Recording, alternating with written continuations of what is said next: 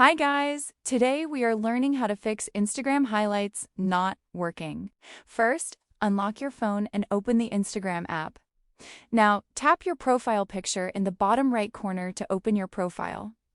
Next, tap the three horizontal lines in the top right corner.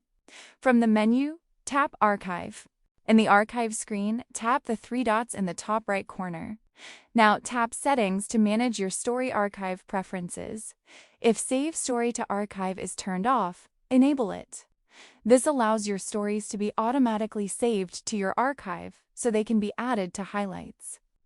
Go back to your profile and try creating or updating your highlight again. If the issue continues, make sure your Instagram app is updated to the latest version.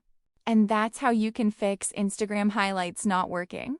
If this video helped you, make sure to subscribe and comment below for more simple tutorials.